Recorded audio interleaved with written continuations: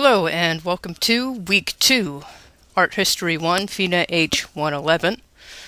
Week 2, we're going to be looking at ancient Mesopotamia and Persia. This will coincide with Chapter 2 of your book. Make sure that you are keeping on top of the reading assignments as spelled out in the syllabus, which you can find on our Blackboard site. So without further ado, let's get right into this week's topic.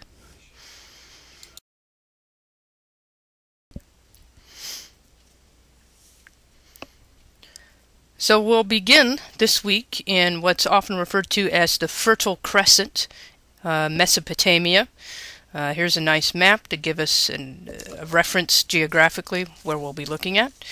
We'll see that the grand area that we'll be looking at this week covers what is modern-day northern Iraq, going over into Egypt, right there on the Mediterranean Sea. We'll be going from place to place within that shaded region. This is typically referred to as the Fertile Crescent, or sometimes called the Cradle of Civilization. Some of our very earliest advanced civilizations develop in this region right here. So following from what we looked at last week, we're talking about Neolithic cultures that develop permanent basis for their civilization, and all of the advanced elements of civilization that we typically associate with them. So we'll be looking at a variety of different civilizations today. What I'm going to be discussing in this presentation is not everything that you'll have read in your book, in an attempt to try to keep these presentations a manageable length. So I would encourage you to have read that chapter in the book before you watch this. I think this will allow you to get the most out of this lecture. So let's talk about our first major civilization of this region, the ancient Sumerians.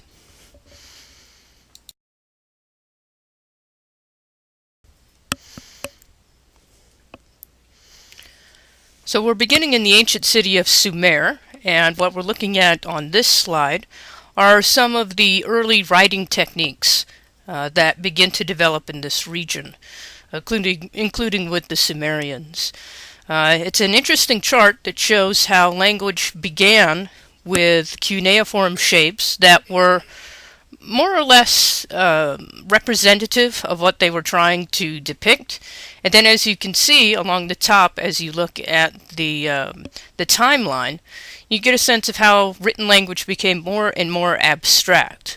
And it's the use of written abstract language where the signifier and the signified become further and further apart from each other that really allows for much more advanced thought and the development of what we consider now normal modern language, with all of its abstractions, euphemisms, metaphors. All of that very complex thought comes from the development of this abstract language.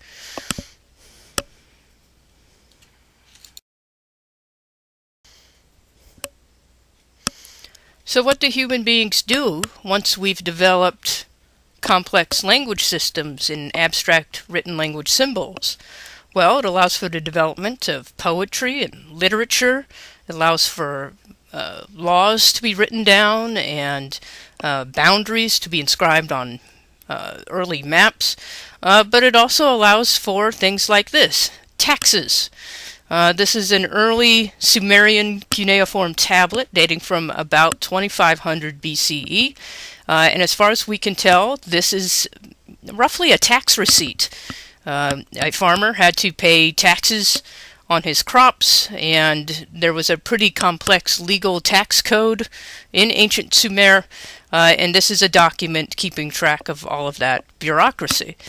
And that's something that we don't often talk about with ancient civilizations, but once human beings started settling in large permanent settlements, interacting with each other in increasingly complex ways over multiple generations, multiple different families who are not genetically related to each other. This is the birth of bureaucracy. This is our very first government structures, communal living, taxes, all of the things that we have today to some extent or another, these ancient civilizations had as well. In terms of that social structure in ancient Sumer, it was what we might call a theological socialism. It was a communal socialist type of society where everyone worked towards a communal collection of goods, but it was based on a theological superstructure. So the ruling class, the what we might call the king or what have you of the city, was also the theological center and the head of the religious section of the city as well. The Sumerians had a unique language that was not related to Babylonian, Assyrian, or Parsha. It was its own unique language. The political structure in Sumer was very, very complicated. Each city within the political influence of Sumer had their own patron god or goddess, and the ruler, the local chieftain or king, however you want to say, was basically considered that local god's steward. So you were the voice, the representative of the gods if you were the ruler of one of these small cities. Sumer was settled between 4500 and 4000 BCE. In terms of ethnicity, the Sumerians were non-Semitic people who did not speak the Sumerian language. Sumerian civilization took form in the city of Uruk, continuing into some early dynastic periods, and your textbook can fill in some of the names of those rulers for you. It was conquered by the Semitic-speaking kings of the Akkadian Empire round about 2270 BCE. Native Sumerian rule reemerged for about a century in the third dynasty of Ur in the 20th century BCE. The cities of Sumer were the first civilization to practice intensive year-round agriculture. And thus you see in this example the development of record keeping to keep track of who's growing what when, how taxes and tariffs are being collected on this, imports, exports, all of that became important business in Sumer. By perhaps 5000 BCE, we see the use of core agricultural techniques, including large-scale intensive cultivation of the land, monocropping, organized irrigation, and the use of a specialized labor force. Sumer was also the site of early development in writing, as we've discussed, progressing from a stage of proto-writing in the 4th millennium BCE to what we'll consider proper writing in the 3rd millennium. So they're not just growing crops and just paying taxes. They're building all sorts of amazing structures as well and creating all kinds of interesting works of art. So let's take a look at a little bit more of what the Sumerians had to offer.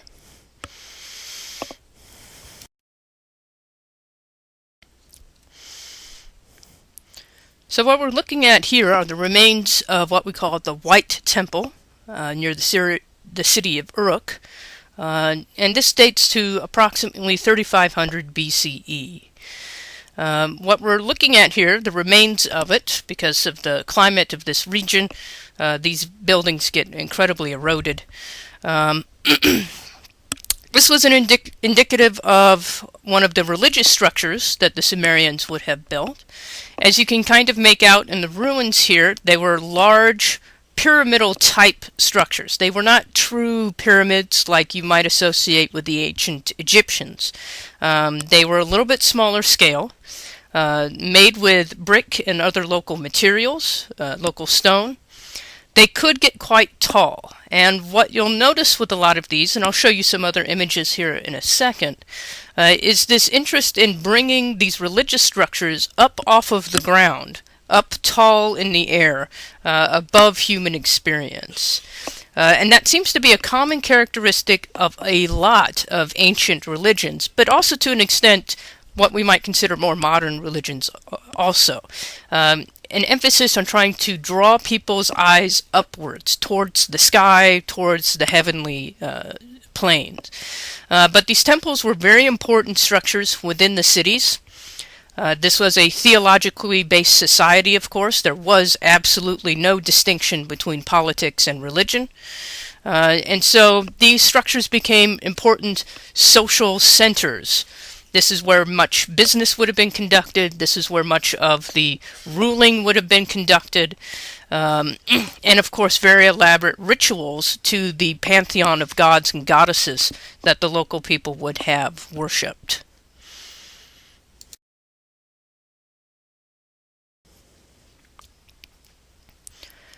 Here's an artist rendering of what one of these structures would have looked like, and it's actually two separate structures. There's the lower ziggurat, and then the temple, the actual place of worship, would have been on top of that ziggurat. The ziggurat is, again, sort of like the base of a pyramid. It's not an entire pyramid, but sort of the base of a pyramid, and that's almost entirely solid material, solid bricks, solid stone. For the most part, ziggurats did not have rooms or interior structures within them. That was simply a platform, a massive platform, on which to put the temple, which you see on top there. Again, you could think of these as sort of miniature man-made mountains to try to elevate the importance of the temple by having it literally tower over everything else in the city.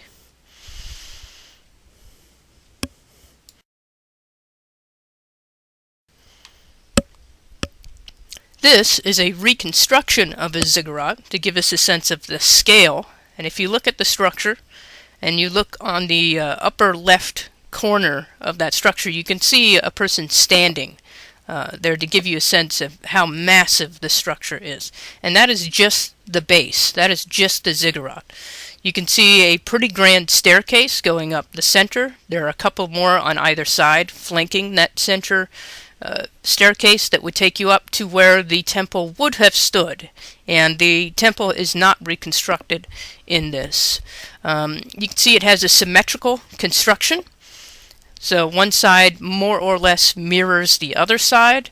We're seeing the inclusion of things like engaged buttressing. That's where the walls get a little bit thicker and have a little bit extra support on these. Massive, massive, heavy structures.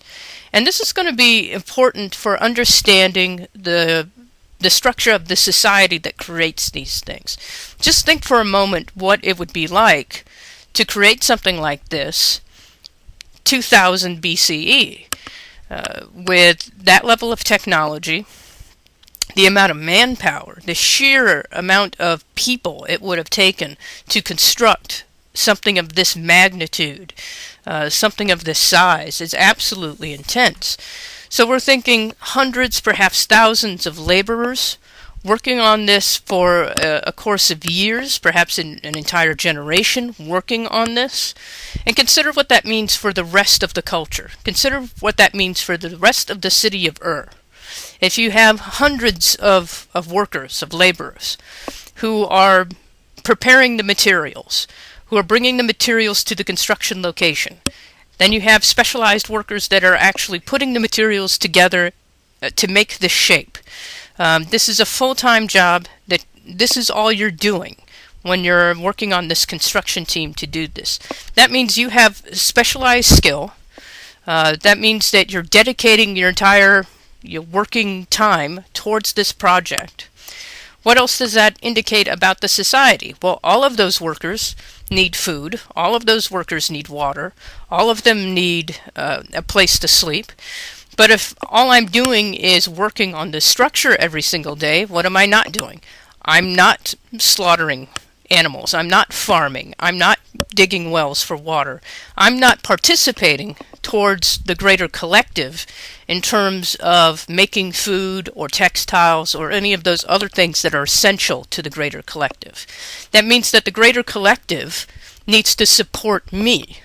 I need to get my food from somewhere. I need to get my clothing from somewhere. I need to get the fuel for my fire so I don't freeze. I need that from somewhere. That means that we have to have a society with a stratified workforce that can create all of these resources in surplus so that we can support this large working class, if you want to use that terminology here.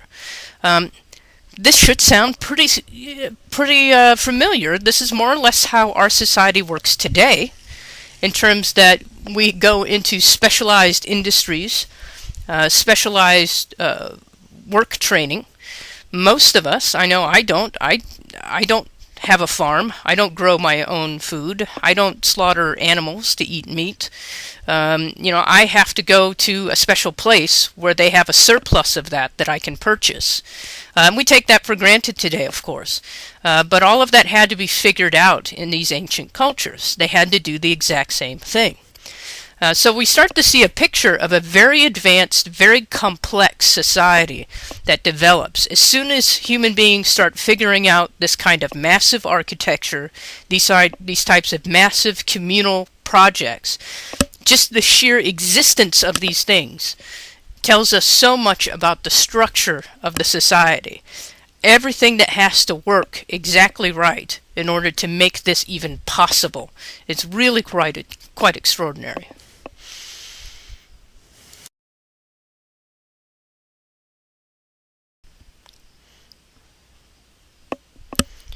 So we do find some objects inside these temples, inside these religious structures, including objects like these. Now these are found near the Sumerian city of Ur in Tel Asmar, and we find these objects all over the Sumerian region of influence. They seem to have been very important to worship practices at the time. We typically refer to these as votive statues. And I'll encourage you to take a close look at these and compare it to the images in your book and really try to narrow down some of the major characteristics that you see. For the most part, what we find are figures standing upright. They're fully clothed. They're quite abstract, however. You can see the abstraction in the arms, the shape of the body, the legs. They're still quite nicely done. There's lots of abstraction in the facial features, as you can see. They have very large, disproportionately large eyes that are open and staring. The rest of the facial features are a bit minimalized, but still quite recognizable.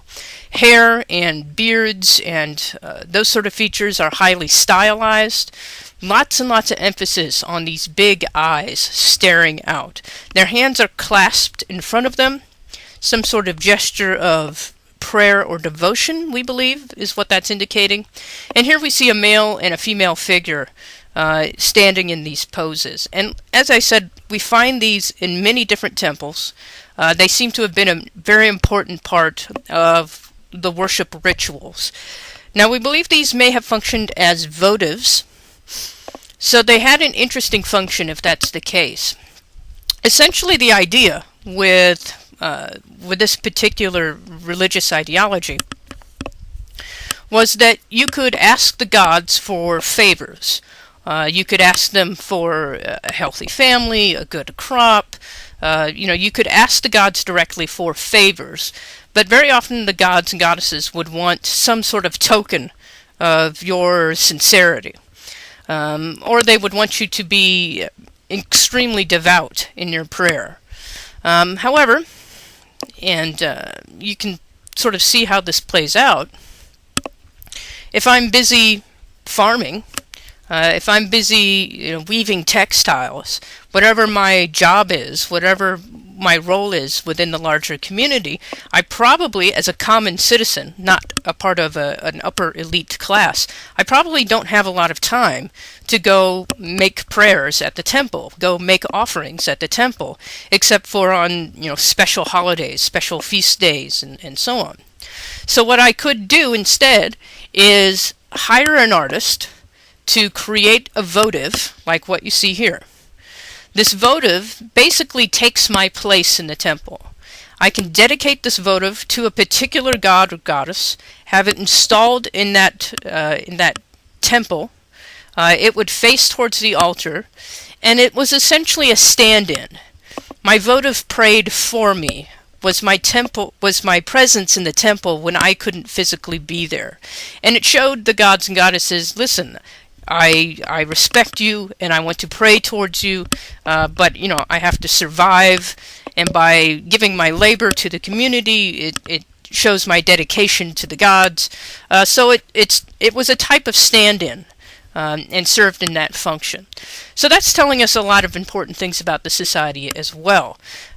Because again, like I mentioned with the construction crews previously, if I have artists who are making these objects, making many of these objects, that suggests a specialized workforce of artisans who probably go through an apprenticeship of some kind to learn from a master how to create these objects. All of that suggests, again, this very specialized workforce where one can become an artisan, and when one is an artisan, one has to have access to surplus food, surplus cloth, all of those things that we talked about with the construction workers. So again, an indication of the stratification and diversification of labor that was an important part of the Sumerian society. And again, just a demonstration of how essential religion was, how integral religion was to everyday society.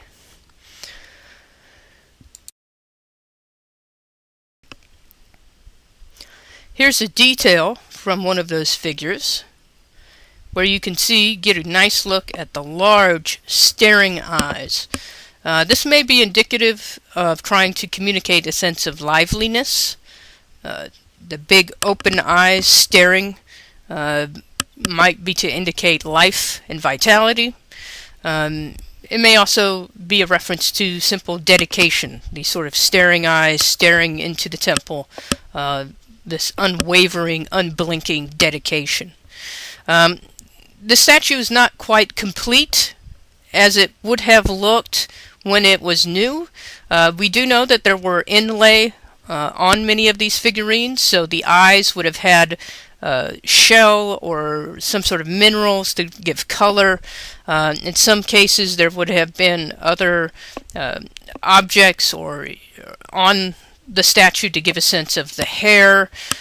So they would have been textured and colored and would have had a little bit more going on to them than how we see them today, which is rather plain. But in this close-up, you do get a sense of the detail that was being carved into the beard and to the facial features. So while all of these are a little bit different, because obviously they're hand done, the stylization is all very similar. The eyes are going to be abstracted in a certain way, these large open eyes. The facial features, the rest of the facial features, are fairly minimized but highly stylized. And in the case of the male figures like you see here, lots of emphasis on the texture of these long braided beards, which also gives us a sense a little bit how the people of Sumeria would have dressed and would have presented themselves. We have every reason to believe that this probably was indicative of a typical kind of hairstyle for men at the time.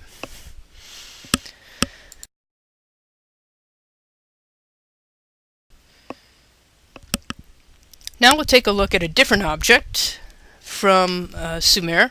This is often referred to as the Royal Standard of Ur. It was created about 2600 BCE.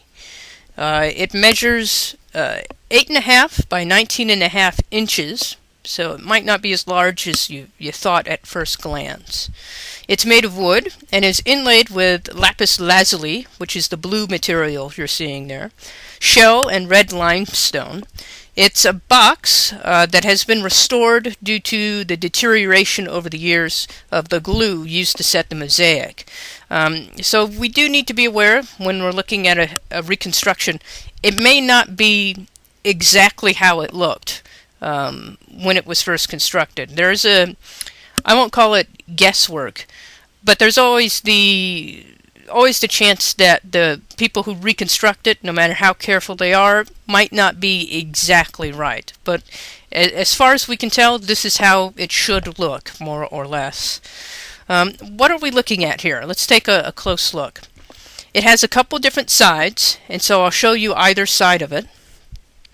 What we see is the Sumerian army shown in battle with four-wheeled chariots, literally trampling their enemies, and you can see in the bottom register there, it's quite graphic actually. You see the chariots being drawn by horses, and you can actually see the dead bodies of their enemies crumpled underneath their horses. It's really pretty gruesome. The panels also show prisoners being taken before the king. These scenes are from what is usually called the war panel, which is what we're looking at here. And I will show you the peace panel here in a second. But let's take a closer look at the war panel.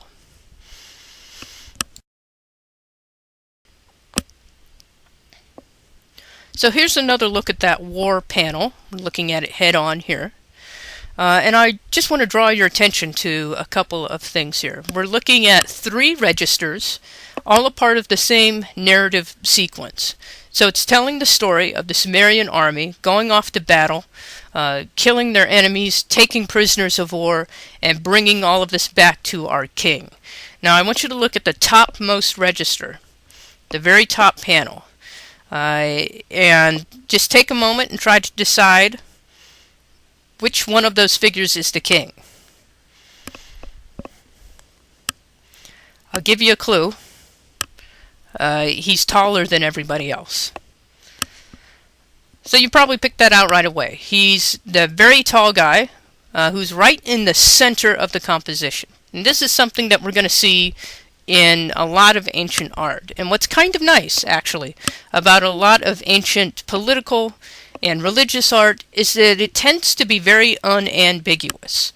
The creators of this want to tell the story very clearly, very concisely.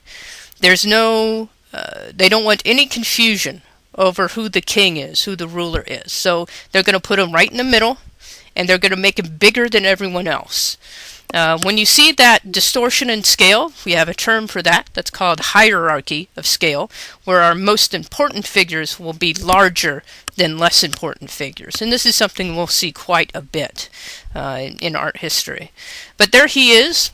Other than being larger than everyone else, he's not overly ornate. He is carrying an emblem of his power. But otherwise, he looks like a fairly normal human being. He's just in a larger scale. Another thing that tips us off that he is the king, that he is the ruler.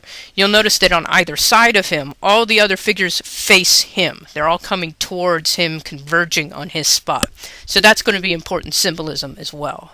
As we look at the other register, the center register, we see many of the prisoners of war. They are bound and wounded, being led in by the Sumerian army. We see how the army is equipped. There's a nice little glimpse into what these soldiers might have looked like. They have helmets, they have cloaks, they have swords. And we get a sense of this massive army marching with the prisoners being driven before them. And then at the bottom register, as I mentioned previously, we see the chariots, these horses, and then the actual dead bodies of the enemies crumpled underneath. Again, very unambiguous, very clear political message. We have a king, a ruler. His rule is absolute and ordered by the gods. We have an entire army that will enforce his will. And if you oppose us, this is your fate, being trampled on by our horses. Beautiful detail in here, really fantastic stuff. Now, it wasn't all about war and conquest. As I mentioned, there's the peace panel, the side of this box. So let's take a look at that.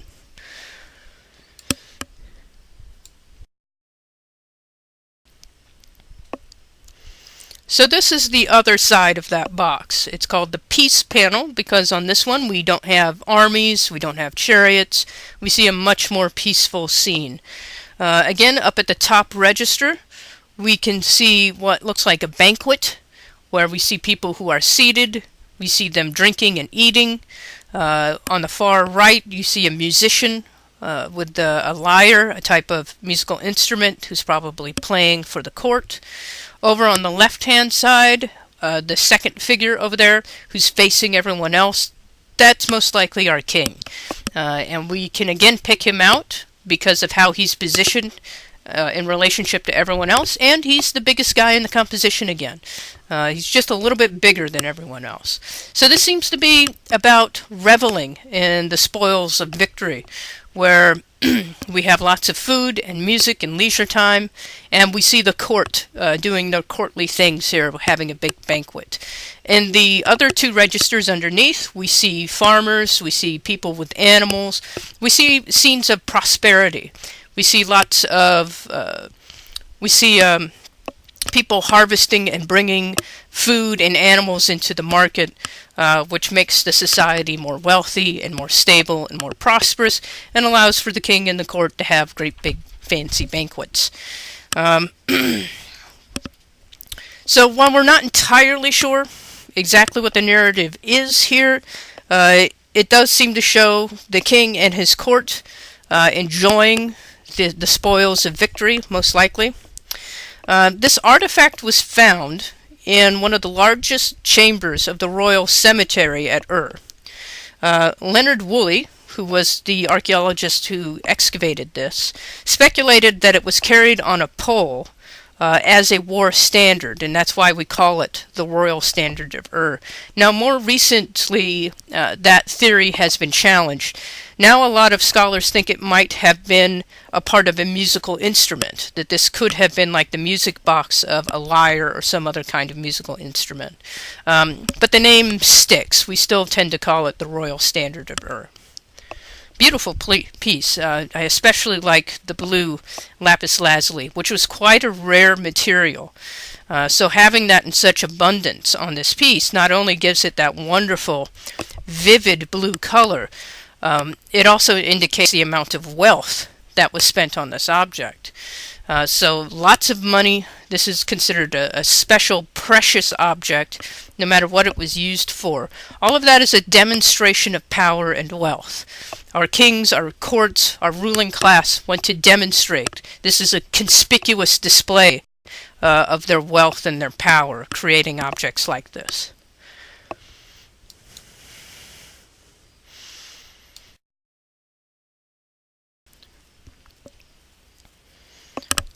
All right, well, let's leave Sumer for a bit and talk about the ancient Akkadians. So I brought up another map so you can get an idea of where the Akkadians were in this area. Akkad was located roughly in the area where the Tigris and Euphrates rivers are closest to each other, and its northern limit extended beyond the line of the northern cities of Fallujah and Baghdad in the modern-day map that we'll be looking at. Akkad is an ancient region of Mesopotamia occupying the northern part of what was later called the Babylonian Empire. So if you've heard of Babylon and the Babylonian Empire, this is roughly the same region. And we'll get to the Babylonians here in a little bit. The southern part was Sumer, where we were just talking about. In both regions, city-states had begun to appear in the 4th millennium BCE. In Akkad, a Semitic language was spoken. Akkad flourished after the ruler Sargon began circa 2334 BCE to spread wide his conquests, which ranged from his capital in Agade, which we've never actually found, to the Mediterranean shores. He united several city-states into a vast and very well-organized empire. Furthermore, he was overlord of the petty states of Sumer and Akkad, as were his successors, most notably Naram-Sin. So we'll take a look at a few artifacts. I just wanted to give you a sense of where this is all taking place. And as you look at this map, you'll notice that the Akkadian Empire is indicated in green on this map. And you'll see how it cuts through this narrow swath through the region, connecting these two very important bodies of water. Whoever controls that corridor controls everything in this region. That, especially in ancient times, was immensely important area of land. If you could control those rivers, the Tigris and the Euphrates, and you could control passage from one side to the other, you were going to control a great deal of wealth and movement and migration and goods. This became very hotly contested land, and to some extent still is hotly contested land. But let's take a look at some of the artifacts that the Akkadians have left for us.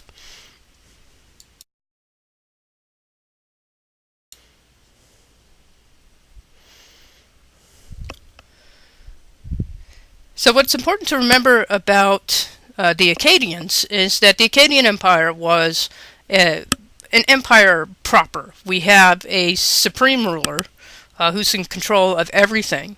And then we have several city-states that are under the control of our emperor. That's a little bit different than how Sumer was organized, which was kind of a confederation of independent city-states all working together, not always peacefully, but working together more or less autonomous. Under the Akkadians, and this guy, perhaps, what we're looking at here, is a portrait head of a ruler, perhaps Sargon. We can't tell for sure if that is Sargon, but for our purposes, I'll just refer to him as Sargon. Sargon was the major leader of the Akkadians who really helped organize this empire. And as I said, it was an organized empire, where the city-states supporting a central imperial government. That's immensely complex. That's very hard to do, very hard to organize. The money, the strategy, everything that it takes to keep all of these city-states together is immensely difficult. I should also note, although I'm not really going to talk about the ancient Greeks or the ancient Egyptians just yet, they are there, and they are also major players in this region. The Akkadians would have had trade and contact with the Greeks and the Egyptians. Their presence would have been known, and those trade relationships between the Akkadians, the Greeks, and the Egyptians, all very important for all of those cultures.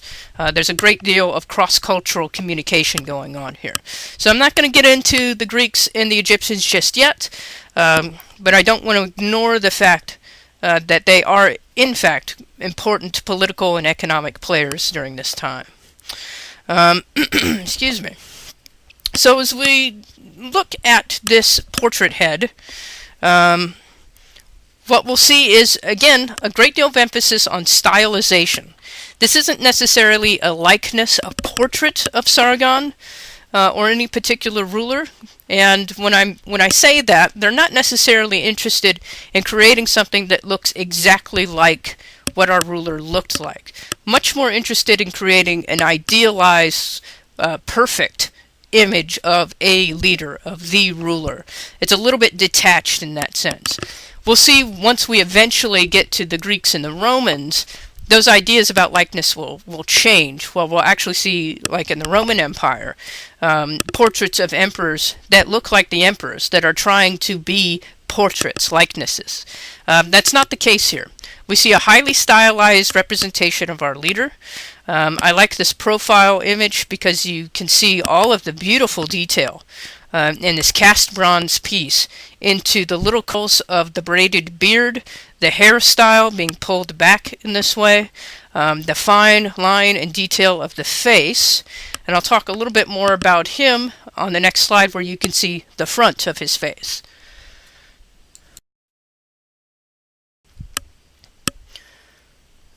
So here's a front view of Sargon, where you can see, again, the stylization of his face.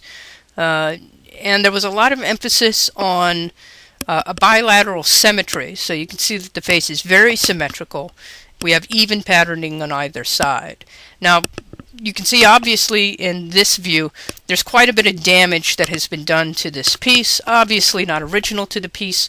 The eyes would have originally been inlay, perhaps with some precious stones or some other precious material. So you would have had much more realistic, sort of shining colored eyes looking out of this piece. Sometime long after probably the Akkadian Empire fell, somebody decided that they wanted those jewels out of those eye sockets and broke it open to get them. So that's the damage that we're seeing there. Sargon, as I mentioned, was extremely important to the organization of the Akkadian Empire. And his children would also be very important to the development of culture in the region. Sargon had a daughter that he named one of the priestesses of the moon in Ur. She took the name, and I'm going to do the best I can with pronouncing these names, Enhenduana, and was succeeded in the same office by Amenana. Amenana was her name. a daughter of Naram-Sin, and we'll take a look at Naram-Sin's work here in a second. Enduana must have been a very gifted woman, a very interesting woman indeed. Two Sumerian hymns by her have been preserved, and she's also said to have been instrumental in starting a collection of songs dedicated to the temples of Babylonia. So the daughters of Sargon, very, very important to the development of religious art and religious service within this region. So it's a very complex relationship between the leadership and the clergy, the leadership and the religious hierarchy. To come back to the portrait that we're looking at, again, as I mentioned with some of the Sumerian pieces, we do have reason to believe that these complex braided beards were probably indicative of how high-class men would have worn their beards, that this was probably a hairstyle, a fashion that would have been encouraged at the time.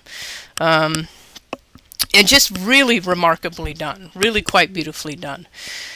These kinds of portraits of our kings, of our rulers, although they take a lot of effort, a lot of skill, a lot of time and craftsmanship, they weren't uncommon. We do see lots of representations of rulers, of kings.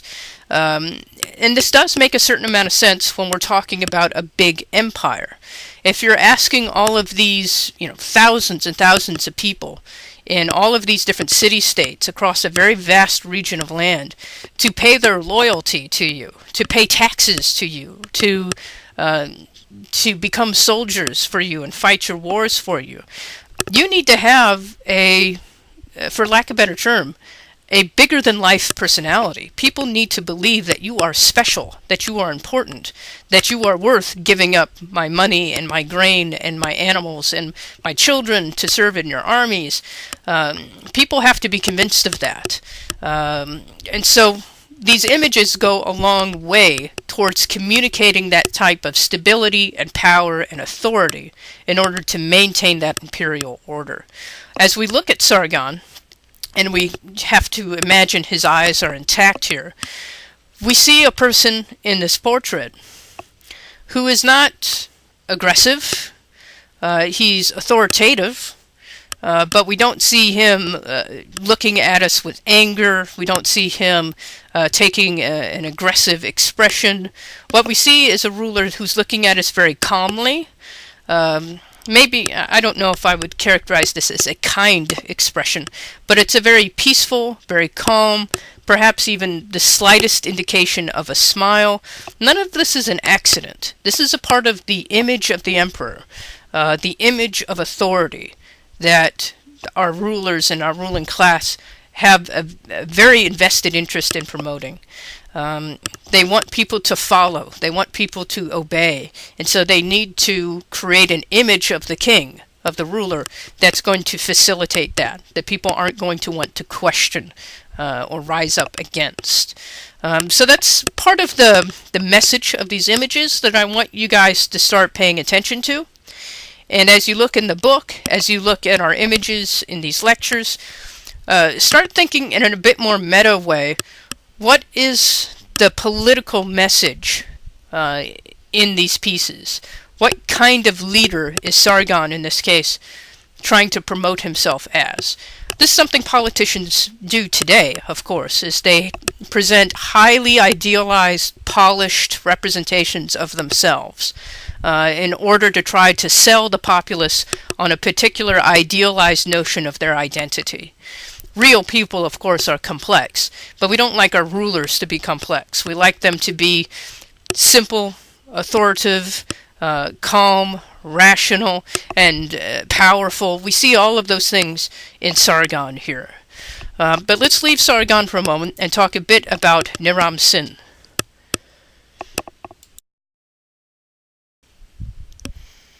So another important ruler in Akkadian history was Naram-Sin, and here we're looking at a stele marker of Naram-Sin. Again, take a moment, try to pick out which one is our king. You probably could pick it out right away. Again, we're seeing a hierarchy of scale, where our king is the largest person in the composition. He's literally above everyone else, and he's more or less in the middle of the composition above everyone else. So yeah, he is the big guy in the middle, walking up this mountain with everyone else beneath him and looking to him, and all kinds of interesting things happening here. A stele is a type of stone, in some cases quite large. What you're looking at here is about 6.5 feet tall, so it's a substantial piece. It is carved sandstone, and it was meant to be a freestanding relief statue. You can kind of think of it like a billboard almost, promoting this king and his glorious victory. So this stele of Naram-Sin was found at the city of Susa, where it had been brought by the Elamite king Shutruk as a part of the booty of Sippar in the 12th century BCE. What this celebrates is a victory of Naram-Sin over the king Satuni of the Lulubi tribe at about 2230 BCE. So you see this mountainous and wooded country, where we see our monarch is depicted at the head of his troops, protected by the symbols of the deities. So you see this large mountain peak to his right, or to our right rather, and above them you see two stars, twin stars next to each other. Those are symbols of the gods that are protecting over Naram-Sin, and indicate that Naram-Sin has the blessing of the gods in his conquest. That's very important. What we see Naram-Sin wearing is a horned headdress, which signifies his own divinity, and carrying a bow. He then tramples the enemy beneath his feet. And take a close look at this. This is another wonderfully gruesome image, where you actually see trampled dead bodies under the king's feet. He is standing on corpses. To our right next to Naram-Sin, we see another figure that has fallen to the ground with what appears to be a spear or arrow in his throat, and another image further to the right who has their hands clasped, perhaps begging for mercy. So it's a very graphic, very direct image. Naram-Sin has all of the vestiges of power and authority. He is blessed by the gods. He is the representation of the gods on earth. To defy Naram-Sin is to defy the gods. And he will trample over your dead bodies if you dare defy him. The political message is very direct. Again, it's a nice thing about ancient art. They weren't ambiguous. Our king is the greatest king, and he is blessed by the gods. And if you defy our king, you defy the gods, and bad, horrible, awful things will happen to you. Very direct, very straightforward. You kind of have to admire that. Again, like Sargon, this would have been placed in a public space where common people within the empire could have seen it. And that was very important, to project this image, this godlike, powerful image to the people. We can assume that the majority of your average citizenry were not necessarily literate. So it wasn't enough to distribute texts or just have people say, hey, did you hear about the battle where Naram-Sin conquered these people? No, just like modern humans today, we like images. We like to see things. And this was the media of the time, creating these objects and placing them in certain areas. This was how leaders, rulers, projected their authority and let the people of the empire know, yes, I am in charge and I rule with absolute power. And you need to obey me and follow my laws because I rule with this absolute power. So really interesting political messages here. We're going to leave the Akkadians and move on to Babylon, where we're going to see some different but similar things happening with the Babylonians.